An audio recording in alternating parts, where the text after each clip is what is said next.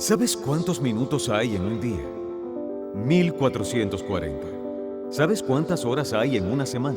168. Para mí, es interesante que los ricos no puedan comprar más horas. Los científicos no pueden inventar nuevos minutos. Ni siquiera se puede ahorrar tiempo para gastarlo en otro día. Tienes un poco de tiempo hoy y dices, bueno, me gustaría ahorrarlo para mañana. No puedes hacerlo. ¿Enumeras tus días? ¿Te das cuenta lo importante que es cada día?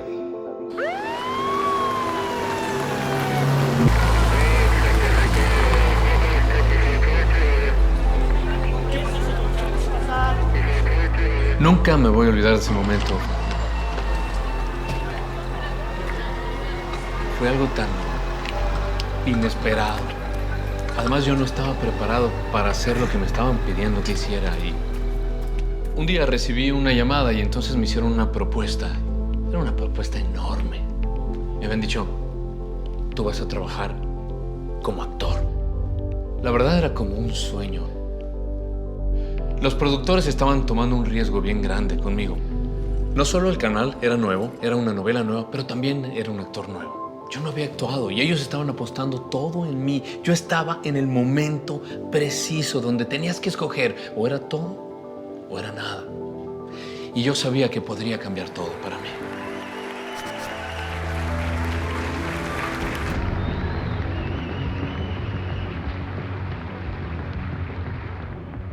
Recuerdo el primer momento en el que estaba asombrado e intrigado con la idea de ser un mago.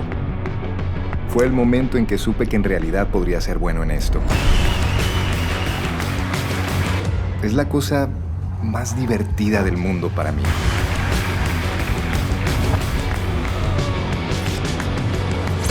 Me gustan mucho más las preguntas que las respuestas. Y lo que un truco de magia hace es que te obliga a entrar en un lugar de cuestionamiento y de repente te sacan la alfombra debajo de la que estás parado y no te das cuenta de lo que está sucediendo.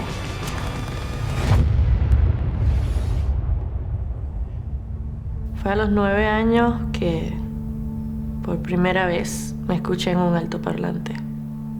Fue algo un poco raro porque no estaba acostumbrada a escucharme tan ampliamente, pero le agarré como el gusto.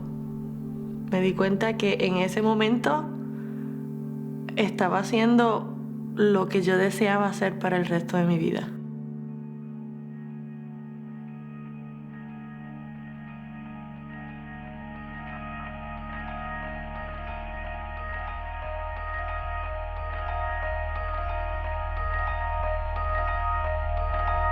Como mago, eres muy escéptico y te das cuenta de que la mayor parte de lo que está sucediendo detrás de las escenas es de mentira o falso.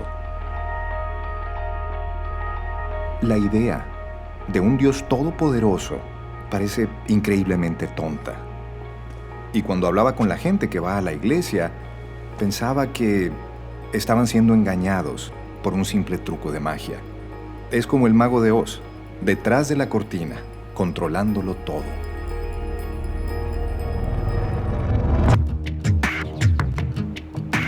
De adulto, entendí cómo hacer que la gente crea que algo era real, cuando en realidad no lo era. Soy un maestro de la falsedad, soy un charlatán por oficio. Pero empecé a hacer la gran pregunta a Dios y le dije, Dios, si eres real, entonces necesito que me lleves detrás de la cortina, que me enseñes cómo funciona.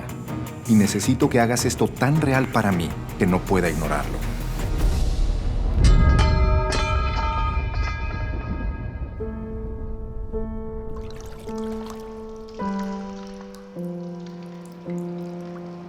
Nunca olvidaré el día en que un hombre entró en mi habitación y me dijo, señor Monroe, no sé cómo decirle esto, pero usted tiene cáncer.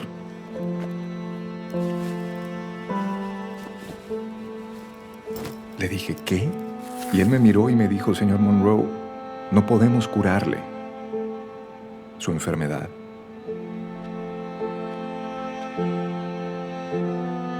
Mi esposa y yo estábamos en muy malas condiciones.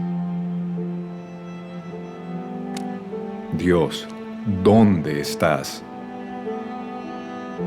Supongo que no eres tan grandioso. Solo llevábamos 5 años de casados. Teníamos una niña de 3 años y un niño de 2. Y necesitaba más tiempo con mi familia. Necesitaba más tiempo.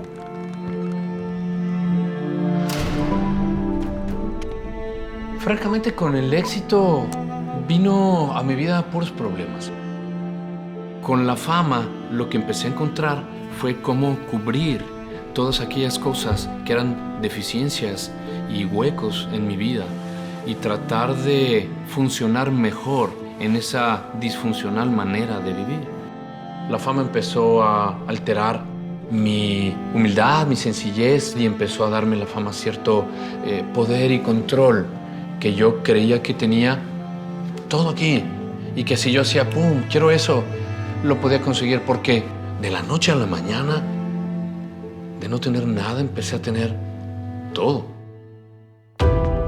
Me trajeron para hacer una novela donde había unos hermanos gemelos y uno de ellos estaba en un estado amnésico y la doctora que le habían puesto a este hermano, que era la psiquiatra, era Mara. Así la conocí en un set y después empezamos a enamorarnos y terminamos casados y compartiendo la misma familia. Eso era como el sueño para mí. Y cuando tuve todo eso me di cuenta que no estaba contento. Me identifiqué en algunos momentos con la fama, con las posesiones, de tal manera que empezaba a ser el dinero mi Dios. Todo lo que pasaba detrás de mi vida que la gente no veía era fuerte. Pues pasaba 7, 8 meses fuera de mi casa, haciendo todo tipo de escenas, y eso empieza a afectar a la familia. Yo empecé a ser muy neurótico en mi casa. Empecé a tener poca paciencia con Mara, poca paciencia con mis hijos. Ya no quería volver a mi casa y ellos ya no estarían cómodos, supongo, tampoco en estar aquí. Ese era el sueño de poder tener una esposa, una familia, una casa grande, un coche bonito. Y cuando tuve todo eso me di cuenta que no estaba contento. Estaba odiando lo que debía amar y estaba amando lo que tenía que odiar. Hubo varios momentos en mi vida que me encontré sin sentido, en realidad, sin deseo de vivir. Nunca nadie me dijo que en esa carrera del éxito, cuando llegabas a la cima, no había nada. Por fuera te ves muy bien, pero por dentro estás en búsqueda de algo que todavía no has encontrado. Tiene que haber algo más en la vida. Hay mucho en mí de mi papá. Primeros recuerdos de él vienen como desde cuando tenía 2 años de edad. Incluso mucha de mi parte artística viene de él. Teníamos una familia feliz, pero al poco tiempo de yo haber nacido, mi papá comenzó a ser un alcohólico.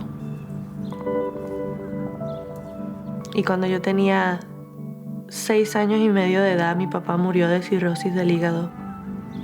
Tener 6 años y medio y sufrir la muerte de mi papá fue tal vez una de las cosas más difíciles que tuve que vivir.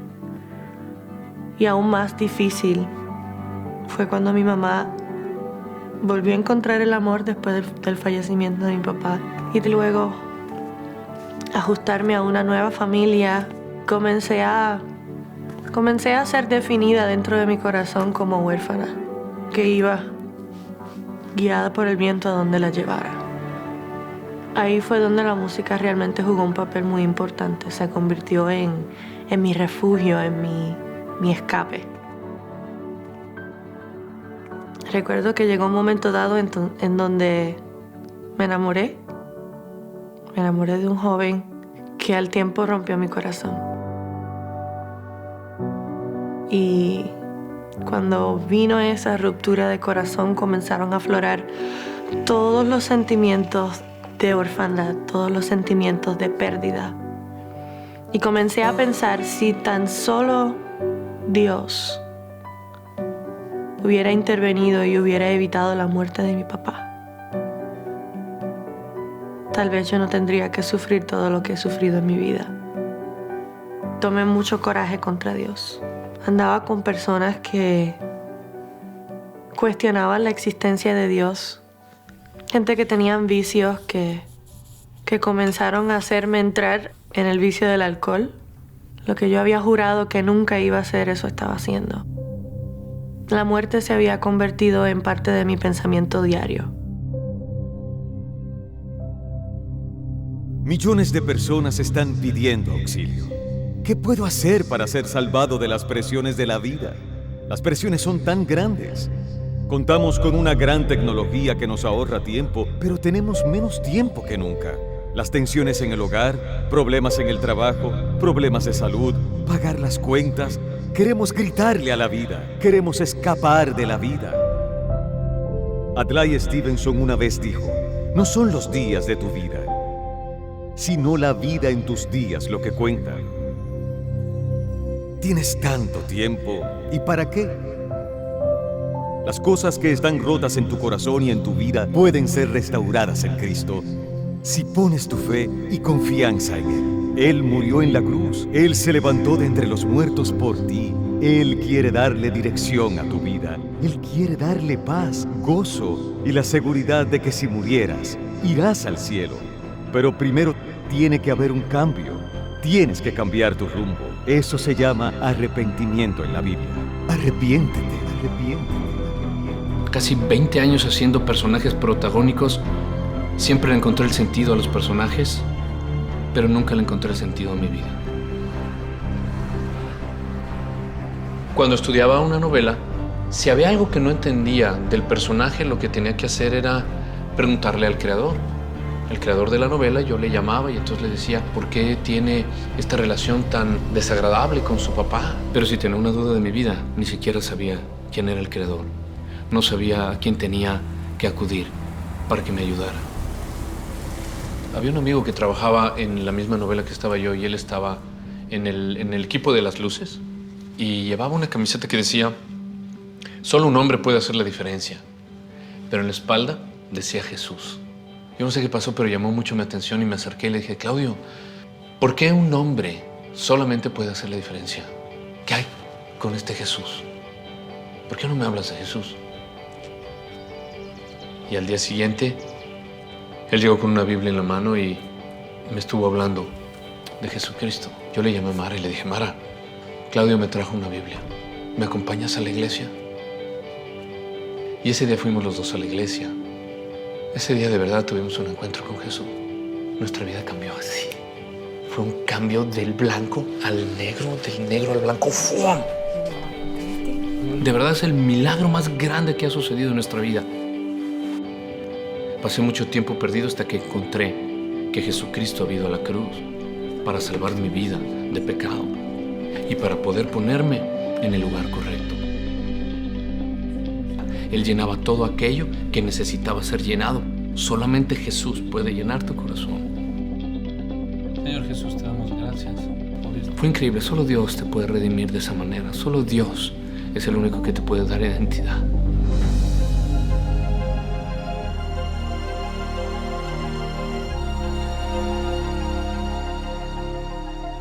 El tiempo está colapsando sobre nosotros. ¿Cuánto tiempo tenemos? El salmista le pide al Señor, recuerda cuán breve es mi tiempo. Mis días son como la sombra que se va y estoy marchito como la hierba. Mas tú, oh Jehová, serás para siempre y tu recuerdo por todos los siglos. Piensa en ello, Dios permanece para siempre. Pero en este mundo, somos como una sombra que está en declive. Todos estamos muriendo. Desde el momento en que naciste, empezaste a morir. ¿Cuánto tiempo tenemos? El oncólogo me miró y me dijo, señor Monroe, dijo, no podemos curarlo de su enfermedad. Sin embargo, hay algo que nos gustaría probar. Se llama un trasplante de médula ósea. El problema con su cuerpo es que los glóbulos blancos están haciendo malas copias de malas copias. Su cuerpo se engaña. Se está jugando una mala pasada a sí mismo. Así que lo que tenemos que hacer es destruir por completo su sistema, con la esperanza de poder encontrar a una persona en el mundo que su ADN coincida con el suyo lo suficiente como para hacer crecer un nuevo sistema inmunológico, un nuevo sistema de sangre desde cero. Vamos a sustituir la sangre de alguien por la suya para que pueda vivir de nuevo. Dios dijo que sin derramamiento de sangre no hay perdón. Tiene que haber un sustituto por ti que tomará el juicio que tú mereces, la muerte que tú mereces. Y ese sustituto fue Jesucristo. Pensaba dentro de mí, se me está acabando el tiempo. Me estoy muriendo de cáncer. Ha sido difícil lidiar con estos momentos. Peyton tiene 3 años y Gavin 2. A mis 2 hijos. Si esto me toma la vida muy pronto, los amo. Comenzaron con un tratamiento agresivo de quimioterapia, cuyo objetivo no era destruir solamente el cáncer en mi cuerpo, sino literalmente a mí. Era un infierno. Era una muerte lenta. Realmente estoy asustado. Estoy tratando de no tener miedo, pero tengo miedo. Estoy tratando de ser fuerte para mi esposa y para mí, para mi familia. Pero estoy bastante asustado.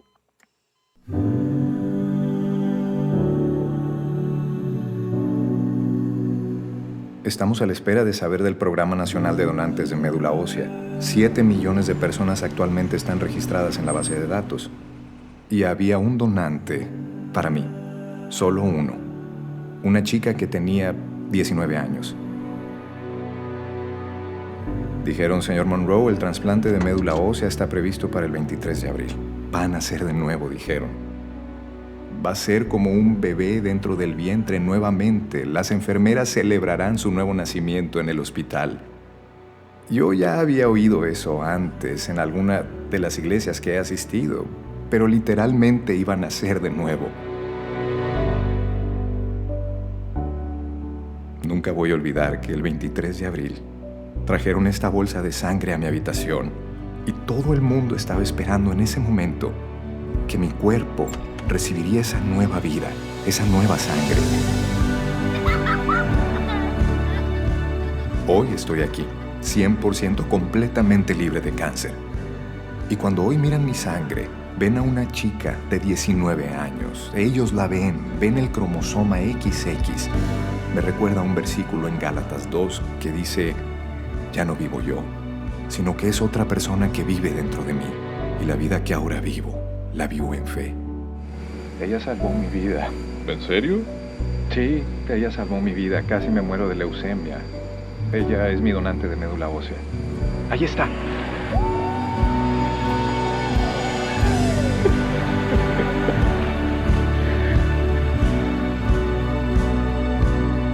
Juan 17:3 dice, esta es la vida eterna, conociéndote a ti, Dios, y a Jesucristo a quien has enviado. Estoy plenamente convencido de las afirmaciones de Jesús como persona escéptica y como un ilusionista. Yo sé que el Dios del universo me ha traído detrás de la cortina como yo se lo pedí. El cáncer fue como lo hizo, a través de mi vida. Y hay un cáncer espiritual que nos está comiendo por dentro. Y todos estamos anhelando, estamos rogando para que alguien intervenga y nos salve de esa condición. Dios mira tu corazón y Dios ve que tienes una enfermedad espiritual del corazón y que esa enfermedad espiritual se llama pecado. Y todos somos pecadores. Eso significa que hemos quebrantado las leyes de Dios, hemos desobedecido a Dios, nos hemos rebelado contra Dios y porque nos hemos rebelado vamos a tener que enfrentar un juicio. Oh sí, viene un juicio. Habrá algún día en que estarás delante de Dios en el gran día del juicio y que tendrás que rendir cuenta de tu vida y que tendrás que rendir cuenta de lo que hiciste con Jesucristo en esta misma noche. Porque va a haber un juicio. Pero el juicio de Dios es también condicionado por su amor y su misericordia. Él está dispuesto a perdonarte esta noche, darte una oportunidad esta noche. No importa cuánto tiempo hayas perdido en el pasado, todavía puedes tener un mañana.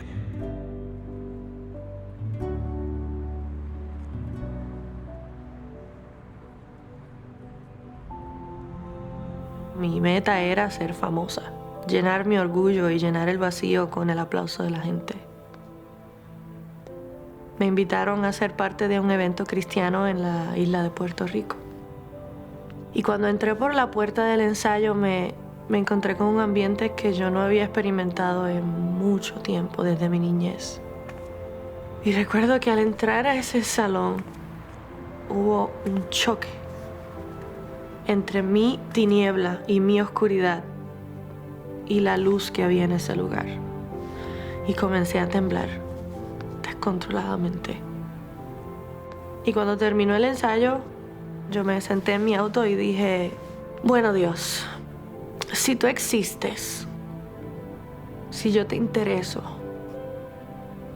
si es verdad todo eso que dicen en la Biblia, tienes hasta la medianoche para demostrármelo.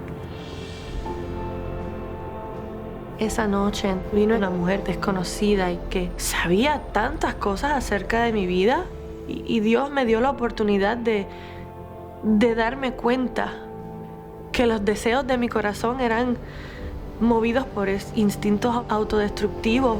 Y ella me dijo, tienes dos caminos que puedes elegir hoy. Hizo que dentro de mi alma hubiera una reacción y hubiera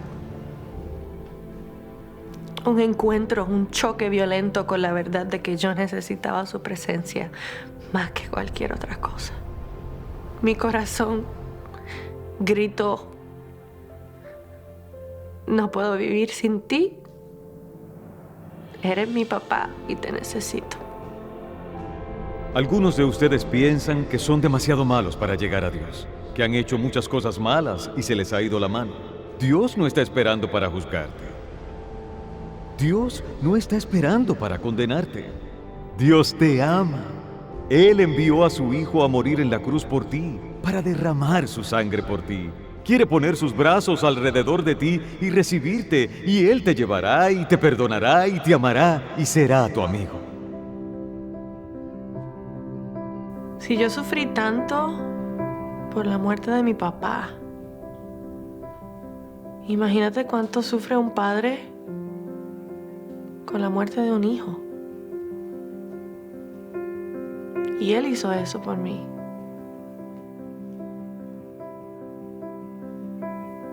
Envió a Jesús para que yo pudiera ser adoptada por la sangre de Él. Abba, Padre mío. En medio de la peor de mis circunstancias iba a buscar la manera de captar mi atención. Que aunque yo tenía coraje cuando yo le abrí la puerta de mi corazón, Él entendía que mi necesidad por Él era mucho mayor de esa rebeldía. Gran Dios de gloria, fuerza y poder, los cielos y la tierra haces estremecer. Oh, aleluya, hosana al Rey, amable Redentor, siempre te adoraré. Abba, Padre mío. Él me ama y saber que ese Dios tan fuerte, tan majestuoso, es el Rey de toda la creación, pero aún así es mi papá. En Romanos el capítulo 6 dice, la paga del pecado es muerte, pero el regalo de Dios es vida eterna a través de Jesucristo nuestro Señor. En Pedro 1 dice, Él mismo en su cuerpo llevó al madero nuestros pecados para que muramos al pecado y vivamos para la justicia. Él se convirtió en pecado, piénsalo. Jesucristo, tan puro, tan maravilloso, la persona más grandiosa, la más santa que jamás haya existido, el Hijo del Dios viviente, se convirtió en pecado. Nunca había conocido el pecado y Él se hizo culpable en ese momento de adulterio. Se convirtió en culpable de mentir, de la idolatría. Se convirtió en culpable de todo lo feo y sucio que puedas imaginar, ya que fueron tus pecados derramados sobre Él. A través de Cristo podemos tener la relación más fundamental en la vida restaurada. Tú dirás, bueno, Billy, ¿qué tengo yo que hacer? En primer lugar, debes arrepentirte de tus pecados. El apóstol Pedro dijo, arrepiéntanse y conviértanse para que sus pecados sean borrados. Ahora, ¿qué significa el arrepentimiento? Arrepentimiento significa que te acercas a Dios y dices, Dios, perdóname, he pecado. Y todos somos culpables, cada uno de nosotros, todos los que hayamos nacido, somos culpables. ¿Te has arrepentido? ¿Estás seguro de ello? Esto significa que no solamente dices, Dios, perdóname. Significa que le pidas ayuda para alejarte de tus pecados, a cambiar tu forma de vida, para deshacerte de los viejos hábitos. Y entonces tienes que venir por fe, porque sin fe es imposible agradar a Dios. La palabra fe significa que confías plenamente. La Biblia dice en Romanos 4, al que no obra, si no cree en aquel que justifica al malvado, su fe le es contada por justicia. Tengo que tener justicia para entrar en el cielo, y no tengo ninguna. Billy Graham es un pecador. No tengo ninguna justicia propia. Vengo en la justicia del Señor Jesucristo. Luego la Biblia dice, porque por gracia han sido salvos por medio de la fe, no por obras para que nadie se jacte. Si puedes obrar para llegar al cielo, te levantarás hacia el cielo y le contarás a todo el mundo, mira lo que hice, fui una buena persona, llegué aquí por mi cuenta. Pero no, solo llegas allí por Cristo.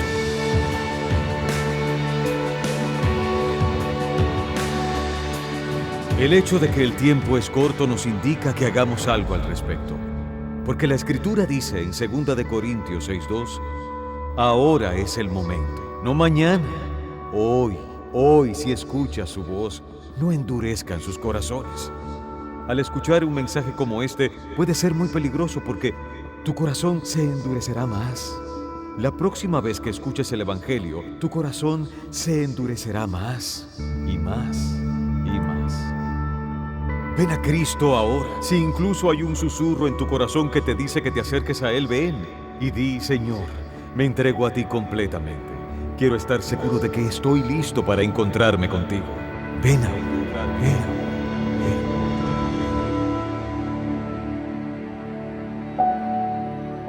Si quieres recibir a Cristo, puedes hacer una oración como yo la hice. Como yo lo hice. Como yo la hice. Mi Dios, soy una pecadora. Perdóname por mis pecados. Quiero apartarme de mis pecados. Yo sé que Jesucristo es tu Hijo. Creo que Jesús murió por mis pecados y que lo levantaste de la muerte a la vida. Deseo confiar en Jesucristo como mi Salvador y seguirle como mi Señor desde este momento. Jesús, pongo mi confianza en ti. Y te entrego toda mi vida. Por favor, ven a mi vida. Lléname con tu espíritu. Te lo pido en el nombre de Jesús. Amén. Amén. Amén.